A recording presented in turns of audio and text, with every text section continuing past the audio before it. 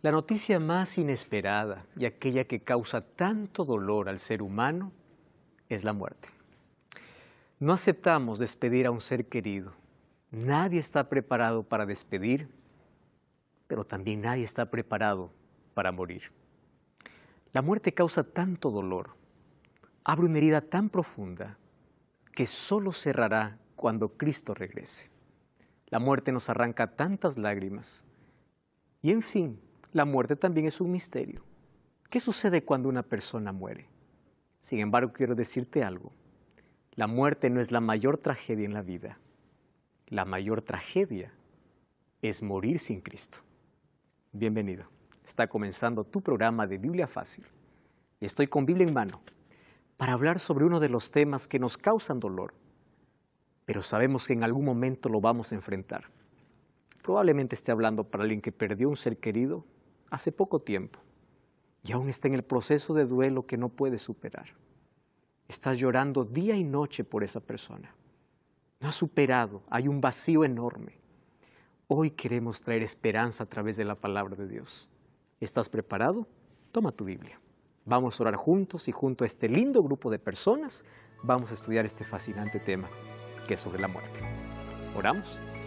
Querido Dios, queremos colocar nuestra vida en tus manos y queremos pedir que tu Santo Espíritu hoy nos dé consuelo a través de tu palabra, que tus promesas nos fortalezcan, que nuestras lágrimas puedan caer en el lugar correcto, que es a tus pies, cuando tengamos que enfrentar la muerte, el dolor o la despedida de un ser que amamos. Llena de esperanza nuestro corazón, en el nombre de Jesús. Amén.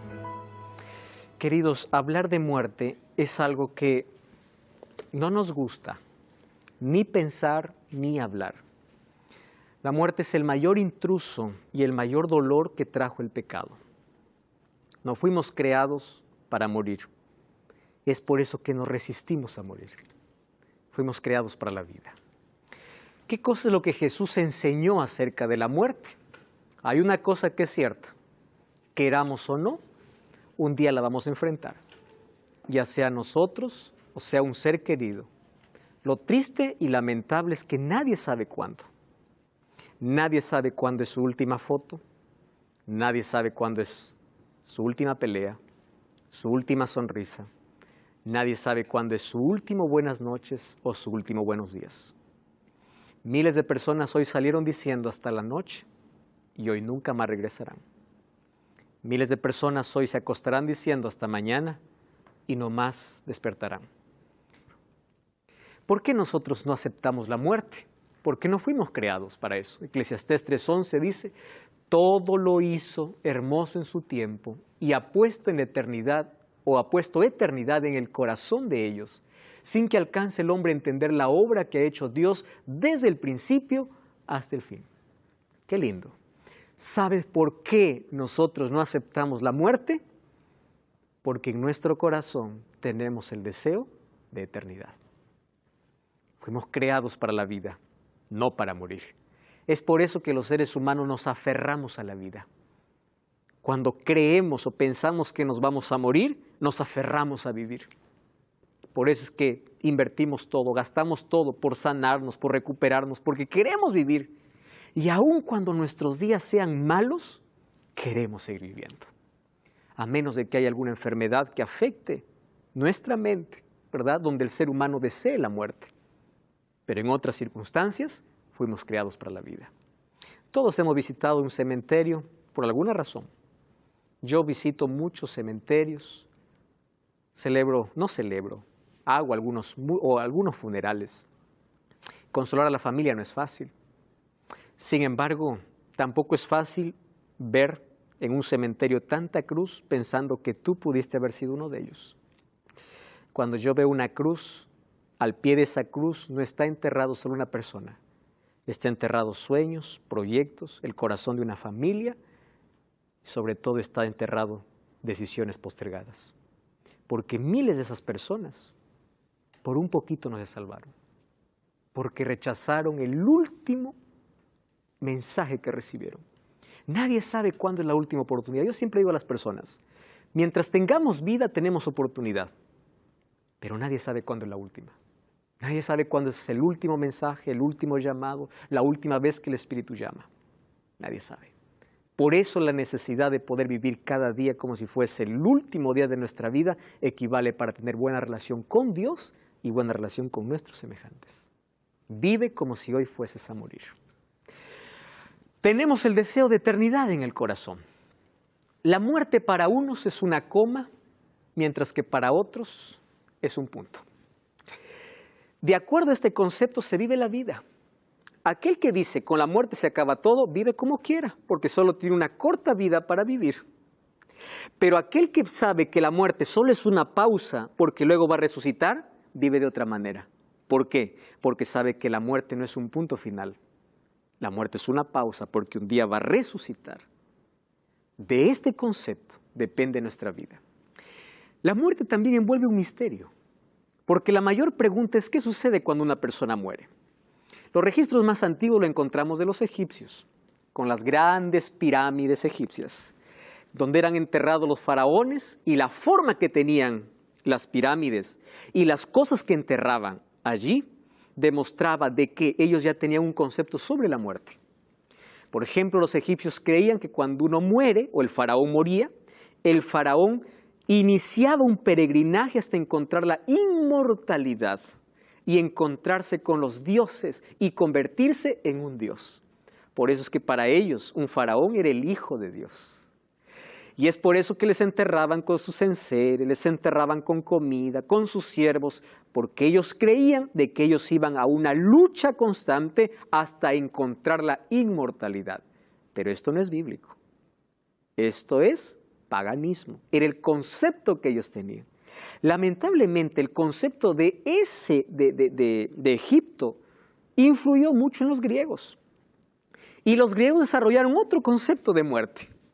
Por ejemplo, para los griegos, una persona que moría iba al Hades, ¿verdad? Iba a la sepultura, pero los buenos tenían un lugar y los malos tenían otro lugar. Además, los griegos desarrollaron una filosofía que hoy se proclama en las iglesias. Me da tanta tristeza cuando yo veo a alguien pensar de que cuando uno muere algo sale del cuerpo, porque eso no es Biblia, eso es filosofía griega. Quien desarrolló aquella filosofía de que cuando una persona muere, algo sale y ese algo que sale se llama alma, que se va a deambular o se va al paraíso, se va al purgatorio o se va al infierno. Eso no es bíblico. Eso viene ¿de dónde? De Platón. Platón ya desarrollaba una filosofía. Otros piensan que una persona va a un camino de luz para reencarnarse y se reencarna. Otros piensan que el espíritu sale y él es inmortal. Miren cuán astuto es el diablo. El diablo le dijo a Adán y Eva, coman del fruto, no morirán. ¿Qué cosa les había dicho Dios? Morirán. ¿Qué cosa dijo el diablo? No morirán. Préstenme atención. El primer mensaje diabólico fue, no vas a morir. ¿Correcto? Fue el primer sermón, no de Dios. ¿De quién? Del diablo. Miren cómo está disfrazado hoy. Una persona muere, pero no muere en sí, porque algo sale que sigue viviendo. Eso no fue ni siquiera filosofía griega. Eso vino desde el jardín del Edén con la primera propuesta del diablo. Es decir, la muerte no es muerte en sí. Quien muere, no muere en sí. Porque es verdad que mueres, pero algo sale. Quiere decir que sigues vivo. Y nosotros hemos entendido que nadie tiene inmortalidad en el pecado. Seremos inmortales ¿cuándo? Cuando Cristo regrese y nos transforme. Pero la mentira del diablo hoy está disfrazada. Infelizmente, miles de personas creen en eso. Platón, ¿qué cosa pensaba? Que el cuerpo es malo y el espíritu es bueno. Interesante la filosofía griega. Y más bien decía que cuando el ser humano muere, el alma o el espíritu sale y el espíritu que es bueno va a un lugar bueno. Y el cuerpo va a la sepultura, a descomponerse. Él decía, el cuerpo es la prisión del alma. Ojo, eso no es Biblia. ¿Qué cosa es? Filosofía. Nosotros sabemos que los griegos influenciaron mucho, especialmente en nuestro mundo occidental. Ahora presten atención. Lamentablemente en muchas iglesias no se predica Biblia sino filosofía griega, por el concepto que se tenga sobre la muerte o qué sucede cuando una persona muere.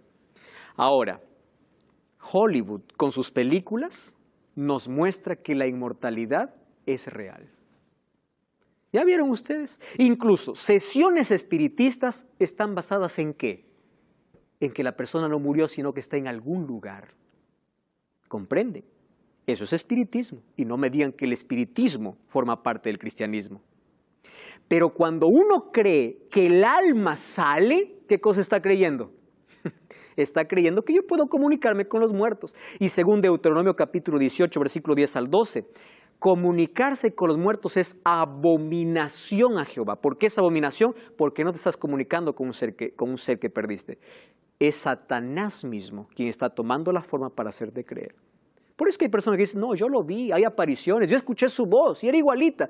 ¿Ustedes recuerdan que un día Saúl fue a una pitonisa de Endor, a una bruja, y le dijo, quiero que me hagas venir a Samuel? Y la bruja le dijo, yo veo espíritus que suben. ¿Cómo que suben de la tierra? Y dice, sí, y le dio las características, a él es a quien yo busco. La sesión espiritista ya viene desde muy antes. Es por eso que Dios prohibió a su pueblo y le dijo, ustedes no consultarán a los muertos.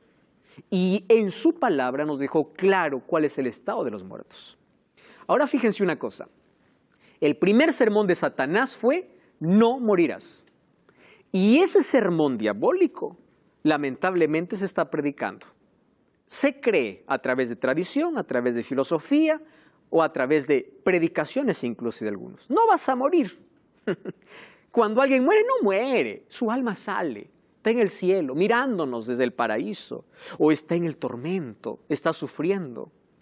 Yo ya visité a una mujer hace años que lloraba y decía, pastor, dígame por favor, ¿dónde está mi hijo? Mi hijo no era bueno, yo tengo pesadillas, mi hijo me dice que está en el infierno. Le digo, ¿de dónde sacas? Eso es lo que sueño. ¿Y de dónde? Tú tienes que creer en un sueño. Tu sueño muchas veces es el reflejo de tu creencia. Pero tú tienes que ir a la Biblia y la Biblia te saca de esa esclavitud. Ahora fíjense, para entender la muerte tenemos que comprender primero la vida. ¿Qué es la vida? Para entender la muerte, hay que entender la vida. El libro de Génesis capítulo 2, versículo 7 dice así: Jehová Dios formó al hombre del polvo de la tierra, sopló en su nariz aliento de vida y fue el hombre un alma viviente. Présteme atención acá. La palabra alma viene del hebreo nefesh. ¿Qué cosa es nefesh? Nefesh significa vida, persona, ser vivo. Eso es en el idioma original. Nefesh. Vida, persona, un ser vivo. La palabra espíritu es la palabra ruah. Esa es la palabra en hebreo. Ruah. ¿Qué significa ruah? Aliento, vida. ¿Correcto? Aliento, soplo, vida. Eso es ruah. ¿Cómo Dios formó al hombre? Del polvo de la tierra y sopló ruah, aliento de vida. Entonces el hombre vino a ser ¿qué cosa? Vino a ser un nefesh. ¿Qué cosa es nefesh? Un ser vivo, un alma. ¿Cuál es la diferencia en el asunto de creencia sobre que el ser humano es un alma y tiene un alma? Miren, la diferencia es grande. La filosofía griega dice, el ser humano tiene un alma. Por eso que cuando muere, el alma sale. Eso dice la filosofía. Pero la Biblia no dice eso. La Biblia no dice que el ser humano tiene un alma. La Biblia dice que el ser humano es un alma. ¿Encuentra la diferencia? Mientras que los griegos decían, tiene, porque cuando muere sale el alma. La Biblia dice, no, tú eres un alma. Tú eres un ser vivo. Y la diferencia es grande, porque una vez más, aquí les voy a hacer recordar en la primera lección que vimos, cuando nosotros leemos la Biblia, tenemos que pensar que la Biblia no fue escrita en nuestro contexto cultural. Para los hebreos, alma no habría problema. Por eso es que ellos decían alma, alma. Cuando a un hebreo le decías alma, él pensaba en un ser humano. Pero cuando un occidental, que somos nosotros, leemos alma, ¿qué cosa pensamos? Ah, alma es algo que sale. Eso no es bíblico. ¿Eso qué cosa es? Filosófico. Ya que hay una batalla entre la filosofía y la Biblia. ¿Correcto? Ahora fíjense, entonces, en conclusión, Dios hizo un alma. El ser humano es un alma. El ser humano no tiene un alma, sino es. Tú eres un alma. Ahora, ¿qué más dice la Biblia? Aquí voy a poner una ilustración. ¿Qué cosa es la vida? Es como una lámpara más electricidad. Polvo de la tierra más soplo de vida. ¿Qué cosa es? Un alma viviente. Entonces, cuando yo aquí separo, ojo, separo al foco de la electricidad, desaparece la luz. Ahora yo pregunto, ¿a dónde se fue la luz? A ningún lado, desapareció, se acabó. Pero cuando yo uno soplo de vida más polvo de la tierra, ¿qué cosa aparece? La lámpara, o sería esto, una persona, un alma viviente. Por eso es que la Biblia declara así. La fórmula de la muerte es polvo de la tierra menos el soplo de la vida. Si para que el ser humano venga a la vida, Dios juntó el polvo, hizo un ser humano, sopló en su nariz y fue un alma, cuando una persona muere, el cuerpo ¿a dónde va? A la tierra porque es polvo y el ruah, aliento de vida, vuelve a Dios. ¿Qué cosa quedó? Nada. El cuerpo se hace polvo y el aliento de vida, ¿dónde está eso? Eclesiastés capítulo 12, versículo 7. Vamos a la Biblia. Miren, la Biblia es tan clara. Eclesiastés capítulo 12, versículo 7. 12, 7. Dice así. Antes que el polvo vuelva a la tierra como era y el espíritu vuelva a Dios que lo dio. Está hablando de la muerte. El capítulo 12 de Eclesiastés dice, acuérdate de tu Creador cuando eres joven, le dice. Y termina el texto diciendo, antes que el polvo vuelva a la tierra y el espíritu vuelva a Dios. ¿De qué está hablando? De la muerte. Entonces, cuando uno muere, ¿qué sale? No sale nada. No hay nada deambulando. El cuerpo se descompone y se hace polvo hasta el día de la resurrección, cuando Dios una vez más dé el soplo de vida para que todos los muertos puedan resucitar. Sí, Wilfrido. El espíritu que vuelve a Dios, que pertenece a Dios obviamente, pero, o sea, que yo soy espíritu, o sea... No, el espíritu es la vida que tienes, porque nosotros tenemos un cuerpo por el cual somos formados y el espíritu es el respirar, es el aliento de vida que le pertenece a Dios. Espíritu en la Biblia también menciona la parte interna del hombre, emociones, sentimientos, es la vida en sí, la vida misma. A eso se refiere espíritu, que cuando el hombre muere, eso termina hasta el día de la resurrección, porque eso regresa a Dios. El sentido de regresar a Dios es porque Dios es el autor de la vida. ¿Correcto? Muy bien. Yo aquí coloqué una caja, ¿ya? Esta caja tiene dos cosas. Uno, 4 tablas y aquí para unir clavos, ¿correcto? Entonces, si yo junto 4 maderas, 4 tablas y los uno con el clavo, ¿qué cosa forma? Una caja. Un día yo no quiero caja. Agarro el martillo, saco los clavos.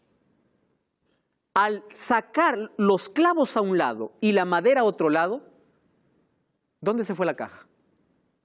No existe. Ya no es más caja. Al unir las tablas con los clavos, ¿en qué se convierte? En caja. Al separar los clavos de las tablas, ya no hay caja. Ese es el ser humano. Soplo de vida, cuerpo, polvo de la tierra. Ese es el concepto bíblico sobre la muerte. Por eso tenemos que leer la Biblia no con el concepto filosófico o concepto griego, sino con el concepto bíblico. Según la Biblia, miren, el ser humano es mortal o inmortal. Ezequiel 18:4 y el versículo 20. Maribel, por favor, puedes leer. He aquí que todas las almas son mías, como el alma del Padre, así el alma del Hijo es mía. El alma que pecaré, esa morirá. Muy bien. Puede leer el versículo 20. El alma que pecare, esa morirá. El Hijo no llevará el pecado del Padre, ni el Padre llevará el pecado del Hijo. La justicia del justo será sobre él, y la impiedad del impío será sobre él. Gracias, Maribel, allí por leer el texto. Dios está dando una advertencia clara. Nadie va a llevar la culpa del otro ni la iniquidad del otro. Pero también dice, el alma o la persona que pecare, esa morirá. ¿Qué cosa decía Satanás? No morirás. ¿Qué cosa dice Dios? Sí morirás. Entonces, nosotros decidimos a quién creer, a la serpiente o a Dios. ¿Correcto? Creemos lo que dice una película o lo que dice la Biblia. Lo que dice la Biblia realmente es lo que dice la filosofía. Eso es una cuestión ya de decisión personal. Sin embargo, nuestra cultura, nuestras tradiciones, lamentablemente están basadas en el paganismo y no en la Biblia. Y es por eso que hoy tenemos un concepto equivocado sobre la muerte. La Biblia es clara y dice, el alma que pecare, esa morirá. Entonces, si alma es una persona, y si una persona cuando muere, muere de verdad, no hay nada que salga. ¿De dónde viene la idea entonces que cuando una persona es buena va al paraíso, la otra va al tormento o la otra va a un lugar que se llama purgatorio? Y con una oración yo puedo sacarlo del purgatorio. Miren qué peligroso es eso. Porque si a mí me salvan de muerto, ¿para qué me voy a arrepentir de vivo? Y la salvación no es un asunto de que alguien me salve o la salvación no es un asunto de que yo me salvo por la oración de alguien. Yo me salvo por mi elección, porque yo acepto a Jesús. ¿Correcto? Entonces, cuando nosotros aceptamos la filosofía, abrimos la puerta para el espiritismo, comunicación con los muertos, para pensar en tantas otras cosas que no tienen un fundamento bíblico. ¿Cuándo los salvos recibirán el don de la inmortalidad? Esto ya leímos en el capítulo anterior. 1 Corintios 15 dice, cuando se toque la trompeta, los muertos serán resucitados incorruptibles y nosotros seremos transformados. Es decir, incorruptible significa sin defecto, perfecto, correcto, van a resucitar. Y allí dice, cuando esto corruptible sea vestido de incorruptible y esto mortal se vista ¿de qué? De inmortalidad. Quiere decir que antes de la venida de Cristo no existe inmortalidad. La inmortalidad aparece cuando Cristo regrese en el momento de la transformación o glorificación como nosotros hemos hablado. Allí recién lo mortal se vuelve inmortal. Ahora, si recién se vuelve inmortal cuando Cristo viene, entonces ¿de dónde nace la idea de que algo sale y continúa viviendo? Tenemos que tener mucho cuidado aquí con eso. Además, si las personas que mueren van al cielo como recompensa, ¿dónde queda el texto que Jesús recién viene a recompensar? O si ellas ya están en el cielo, ¿a quién va a venir a resucitar? No tiene lógica, no tiene sentido alguno. Ahora fíjense, y de allí viene la promesa, ¿verdad? Y cuando este corruptible o esto corruptible se haya vestido de incorrupción, esto mortal se haya vestido de inmortalidad, se cumplirá la palabra que está escrita, sorbida es la muerte en victoria. Maravilloso. Ahora, ¿qué sucede después de la muerte? Ahora sí, ¿a qué comparó Jesús la muerte de Lázaro? Todos conocemos la historia de Lázaro.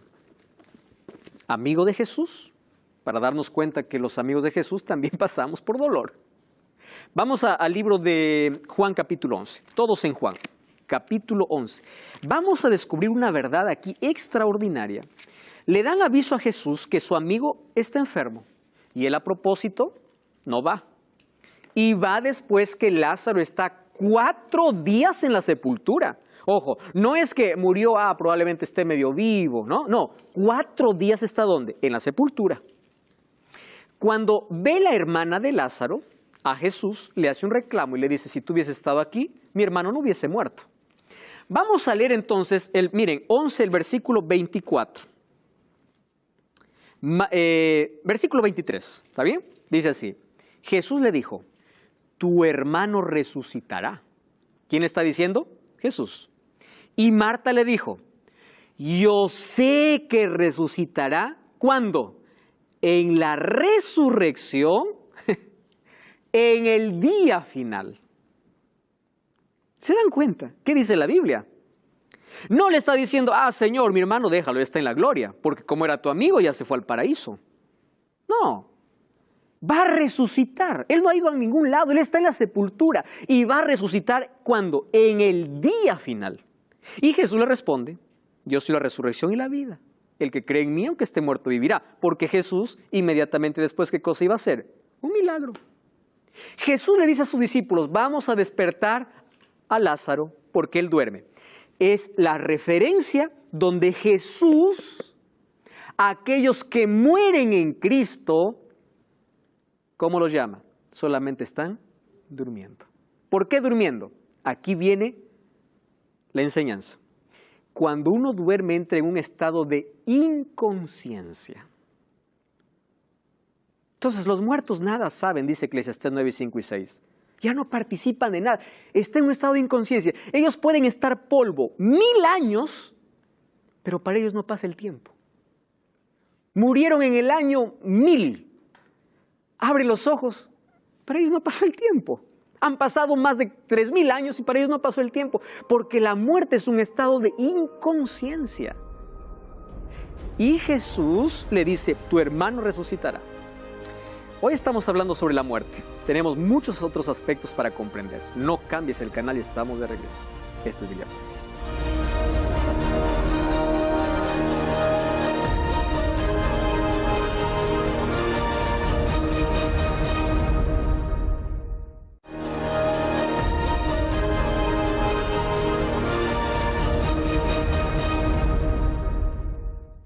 Estamos de regreso, esto es Biblia Fácil. Tú sabes que puedes solicitar totalmente gratis este curso bíblico Enseñanzas de Jesús.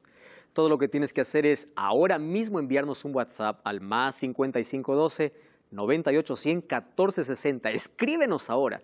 Si vives en Sudamérica recibirás el curso en formato físico, fuera de Sudamérica en formato digital, pero disfruta de estas fascinantes enseñanzas de Jesús. Estamos hablando acerca de la muerte y un hecho particular que ocurrió en el ministerio de Cristo y se considera el mayor milagro que Jesús hizo, es la resurrección de Lázaro. Nadie podía negar su muerte, 4 días en la sepultura. Ahora fíjense una cosa, cuando Jesús va, le dice, o dice a sus discípulos, nuestro amigo Lázaro duerme, voy para despertarlo. Sus discípulos les dice, Señor, deja que despierte. Pero Jesús decía esto de la muerte y ellos pensaron de que hablaba de reposar del sueño. Les estaba diciendo que cuando la muerte es comparada a un sueño, es porque está hablando que un sueño, cuando uno está durmiendo, entra en un estado de inconsciencia.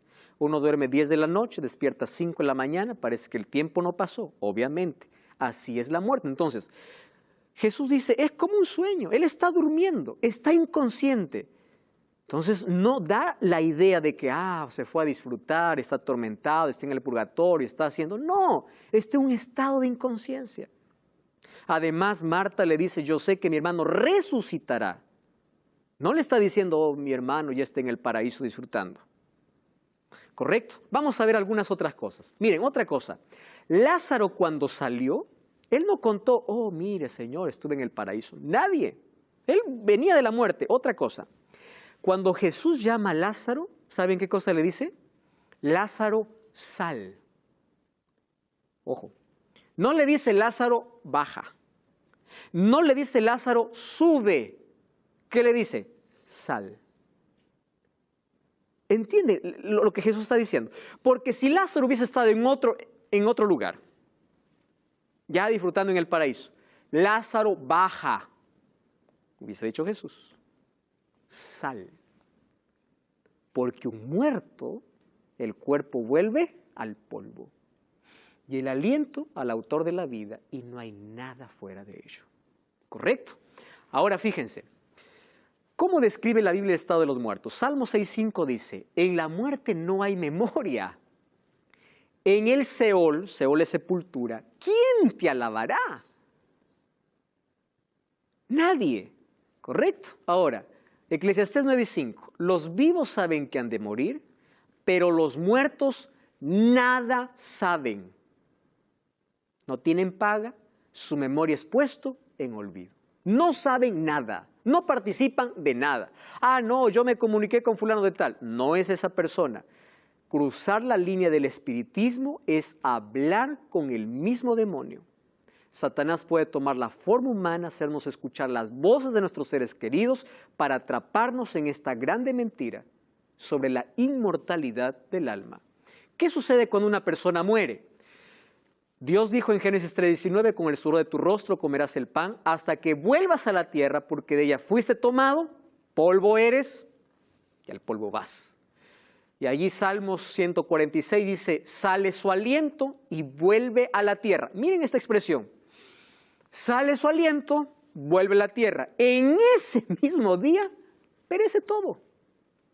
No hay más acción, no hay más actividad. Esto es Biblia, esto no es filosofía. Por eso el libro de Deuteronomio capítulo 10, versículo 18, 10 al 12, Dios condena la práctica de comunicarse con los muertos. Allí dice, no se ha hallado en ti quien haga pasar su hijo o su hija por fuego, ni quien practique adivinación, ni agorero, ni sortilejo, ni hechicero, ni encantador, ni adivino, ni mago, ni quien consulte a los muertos. ¿Por qué? Porque esto es abominación para con Jehová. ¿Por qué es abominable? Porque tú estás yendo a un terreno oscuro y prohibido. El libro de Isaías capítulo 8, versículo 19, ¿qué cosa dice? ¿Consultará el pueblo a los muertos en lugar de consultar a su Dios? Entonces, aquí yo voy a responder una pregunta que muchos se pueden hacer. Si no existe un alma sufriendo, ¿por qué Jesús contó la parábola del rico y Lázaro? Que eran dos personas que cuando murieron, uno fue a la gloria y el otro se fue al tormento. ¿Han escuchado ustedes esa parábola? Hoy vamos a responder. Correcto, vamos a abrir la Biblia, Lucas. Vamos al libro de Lucas capítulo 16 y ahí está la historia que Jesús contó, porque esto para muchos dicen, no, está equivocado, porque aquí Jesús está diciendo.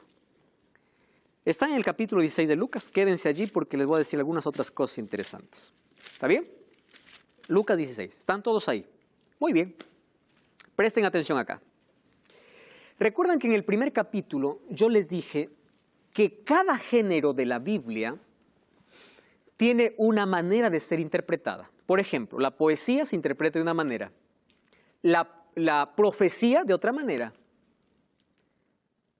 Cuando David dice, Jehová es mi pastor, nada me falta. ¿Quiere decir que el ser humano es oveja? No, es una metáfora. Eso es poesía. Pero cuando en Apocalipsis dice, el león de la tribu de Judá vino para vencer, eso es profecía. Y es un símbolo que se está usando para representar a ¿quién? A Cristo. Nosotros tenemos que ver qué parte de la Biblia estamos tocando. Cuando es una epístola, por ejemplo, el apóstol Pablo, algunas veces parece que él está atacando la ley, pero cuando leemos toda la carta, él no está atacando la ley, está atacando el legalismo. La salvación no es por la ley, sino por la gracia. Tenemos que comprender el contexto. Ahora fíjense, Lucas capítulo 16, desde el capítulo 15, Jesús viene contando parábolas. Cuando leemos una parábola, Jesús no quiere, o Jesús no estaba colocando una doctrina. Préstenme atención acá. ¿Qué estoy diciendo con esto? Por ejemplo, cuando Jesús contó la parábola del buen sembrador, ¿cuál era la intención de Jesús? Ver que no todos son receptivos de la misma manera a la palabra de Dios. Pero si alguien dice, aquí Jesús contó que las aves vino y lo comieron, entonces yo voy a hacer mi teología. ¿Qué significan aves? ¿Cuántas aves eran? ¿Para qué te vas a detener? El propósito de la parábola no era ver cuántos animales comieron la semilla, sino era que algunos corazones no son receptivos a la palabra. Además, en las parábolas de Jesús, escúcheme aquí, Jesús contó parte de la vida cotidiana con elementos reales y también contó parábolas, ojo, con elementos ficticios. ¿Quieren para hacerles un ejemplo? La parábola de aquel rey que invitó para las bodas de su hijo. ¿Eso era real? No, era una historia. ¿Qué ser humano puede rechazar la invitación de un rey? Díganme. ¿Quién puede rechazar? Pero Jesús contó una parábola usando un elemento ficticio para enseñar una lección. Que Él es el rey y Él siendo el rey, el ser humano se atreve ¿a qué? A rechazar la invitación. Comprenden que una parábola solo tiene lecciones, no doctrinas. Comprensible hasta ahí. Capítulo 15, parábola, oveja perdida, moneda perdida, el hijo pródigo. Capítulo 16, mayordomo infiel. En el capítulo 16, allí encontramos entonces la parábola del rico y Lázaro. ¿Correcto? Vamos a ver algunos detalles. Miren, ve. Si nosotros tomamos esta parábola con detalles literales, vamos a caer en serios problemas. Y hoy vamos a descubrir por qué es que Jesús no está tratando del estado de los muertos, sino quiere dar una lección a su pueblo. Número 1. Si nosotros decimos que la parábola del rico y Lázaro es literal, también tenemos que decir que la parábola del mayordomo infiel es literal. Parábolas son historias que traen una lección. Número 2. Jesús dice en Mateo 5:17, no he venido para anular la ley de los profetas. ¿Qué cosa es la ley? Los 5 primeros libros de la Biblia, el Pentateuco. ¿Qué cosas son los profetas? Los profetas del Antiguo Testamento. Si Jesús hubiese enseñado que hay vida después de la muerte, entonces estaría anulando la ley y los profetas. ¿Comprende? Y ya les dije que en el pensamiento hebreo, alma no es lo que en el pensamiento occidental se cree. Número 3. Dice, miren lo que dice, vamos al capítulo 19, capítulo 16, versículo 19. Había un hombre rico que se vestía de púrpura y lino, hacía cada día banquete con esplendidez. Había un mendigo llamado Lázaro, estaba echado en la puerta de aquel, estaba lleno de llagas, ansiaba saciarse de migajas que caían de la mesa del rico. Los perros venían y le lamían las llagas. Ojo, ya da para ver que esto es irreal. ¿Correcto? Otra cosa. Murió el mendigo y fue llevado por los ángeles al seno de Abraham, y murió también el rico y fue sepultado. En el Hades alzó sus ojos, estando en tormentos, y vio de lejos a Abraham y a Lázaro en su seno. Gritando le dijo, Padre Abraham, ten misericordia de mí, envía a Lázaro que me moje la punta de su dedo en agua y refresque mi lengua, porque estoy atormentado. Pero Abraham le dijo, hijo, acuérdate que recibiste bienes en tu vida y Lázaro males. Ahora él está consolado aquí y tú atormentado. Además, todo esto, hay una gran cima entre nosotros, de manera que los que quieren pasar aquí no pueden y los que quieren ir para allá tampoco pueden. Entonces le dijo, te ruego que le envíes a la casa de mi padre. Tengo 5 hermanos para que les testifique a fin de que no vengan a este lugar de tormento. Abraham le dijo, a Moisés y a los profetas tienen que le oigan a ellos. Entonces dijo, no, padre Abraham, pero si alguno de los muertos va a ellos, se arrepentirán. Pero Abraham le dijo, si no oyen a Moisés y a los profetas, tampoco persuadirán, aunque se levante uno de los muertos. Por ahí está la lección, pero luego les explico. Comprendimos la historia. ¿Qué sucede? Miren, vamos a ver detalles. ¿Por qué supuestamente, si nosotros lo tomamos literal, vamos a encontrar varios problemas aquí? Primer problema, el pobre se fue al cielo, no porque se arrepintió, sino porque lo pasó mal en la tierra. Así dice. Entonces significa que aquellos que lo pasan recontra mal, ya están salvos. Y aquellos que le pasan bien en la tierra, ya están perdidos. ¿Eso es un concepto bíblico? No. ¿Se dan cuenta que la parábola no tiene esa lección? Número 2. ¿En qué parte de la Biblia dice que existe el seno de Abraham? No hay. Cuando vamos a Hebreos capítulo 11, encontramos a Abraham como padre de la fe en la lista de héroes de la fe, dice que todos ellos murieron sin haber recibido su recompensa. Quiere decir que no hay nadie en el seno de Abraham, porque incluso Abraham está descansando en su tumba. Hebreos capítulo 11, versículo 39. ¿Correcto? Porque dice que estaba en el seno de Abraham. Otra cosa, cuando dice que ambos se miraban, porque el rico le miraba al pobre que disfrutaba y el pobre miraba cómo el rico sufría. Eso quiere decir, ojo, si lo tomamos literal, quiere decir que en la eternidad vamos a estar mirando cómo sufren nuestros parientes. Eso sería una eternidad maravillosa. Y lógico. Porque dice, uno miraba al otro. Otra cosa que tenemos que tomar en cuenta. Si supuestamente cuando uno muere, el alma sale, ojo, estoy diciendo supuestamente, el alma no es el cuerpo, ¿verdad? Porque para algunos piensan, el alma es algo que, bueno, no tiene alguna cosa, pero el cuerpo está en la tierra, el alma sale. ¿Por qué aquí en la historia el alma tenía lengua? Tú no estás hablando de alma. ¿Están comprendiendo? Entonces, Jesús no está colocando aquí la doctrina del estado de los muertos. Esta es una parábola, ¿correcto? Además dice que la recompensa lo va a dar cuando Cristo venga. ¿Eso no dice la Biblia? Correcto. Otra cosa. ¿Qué cosa es lo que Jesús quiso enseñar? Cuando uno muere, el destino está definido. Nadie puede pasar de un lado para otro. Nadie te salva de muerto. Número 2. Aquel mendigo pobre que murió y aquel rico Lázaro que consideraba padre a Abraham, ¿saben a quién representaba? A la nación judía. Ellos tenían como padre ¿a quién? A Abraham. Y ellos creían que ya están salvos porque tienen tantas bendiciones, porque tienen como padre a Abraham.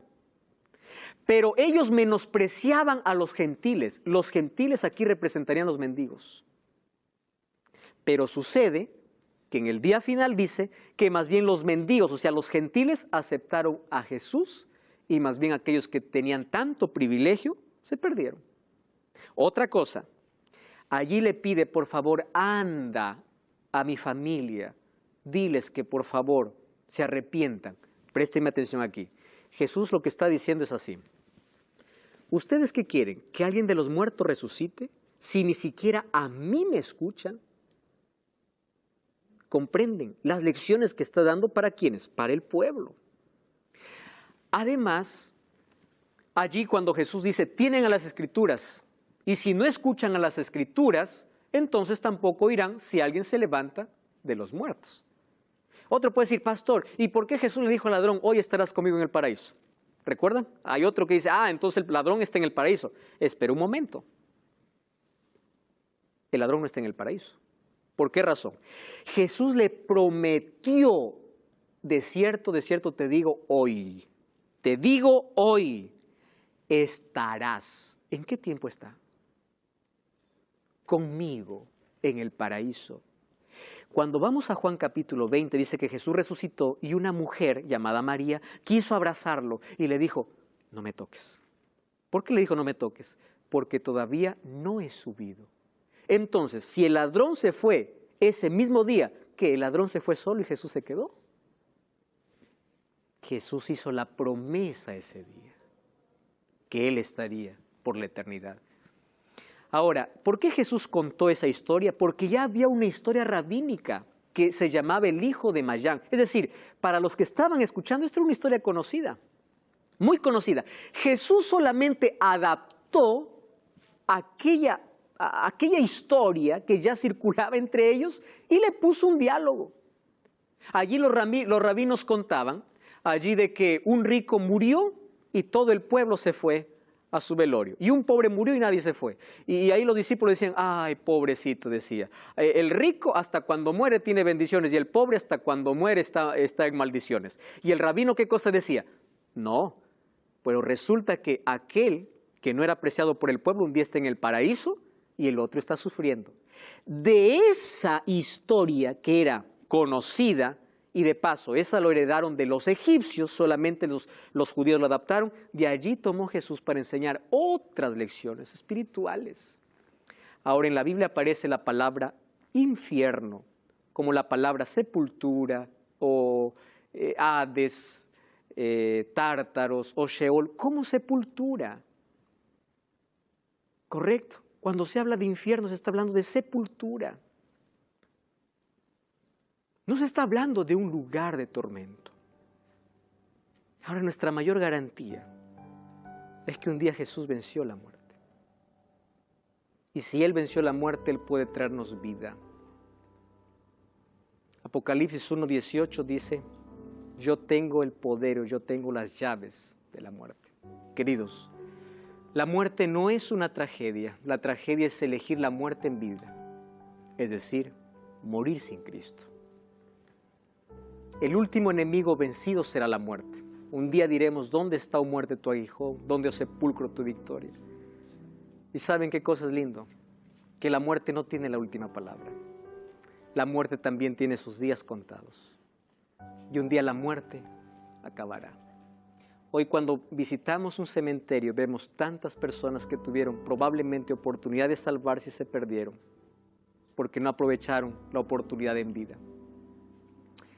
Yo no sé si todos los que estamos aquí extrañamos a alguien que ya no está con nosotros. Hace un par de años, cuando yo estaba grabando Biblia Fácil, mi padre estaba en agonía. Cuando yo terminé de grabar la temporada, mi padre falleció. Yo no tuve oportunidad para despedirme de mi padre. No lo tuve.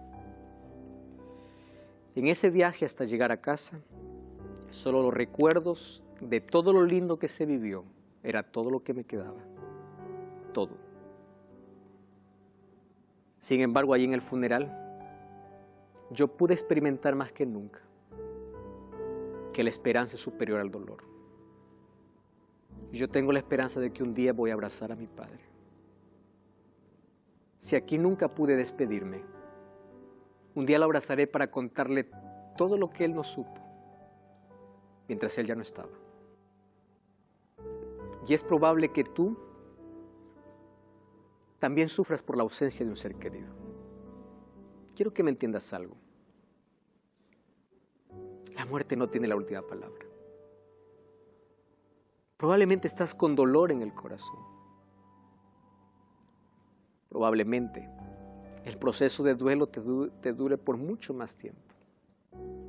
Pero créeme una cosa, aquel que elige a Cristo elige la vida. Aférrate a Jesús.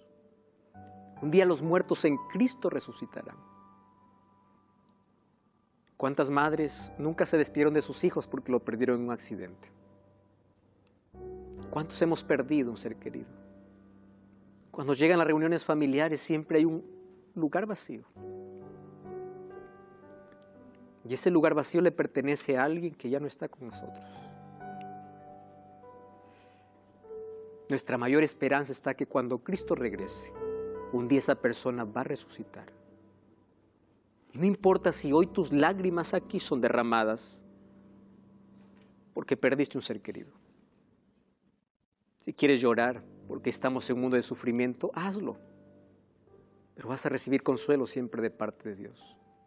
Llora en los brazos de Jesús. Coloca tu dolor en las manos de Jesús y Él te abrazará.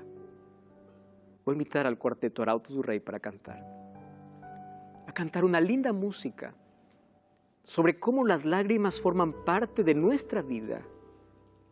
Sin embargo, en medio de nuestro dolor, encontramos la mayor fortaleza de la vida, porque la mayor esperanza es Cristo. Coloca tu dolor en las manos de Dios.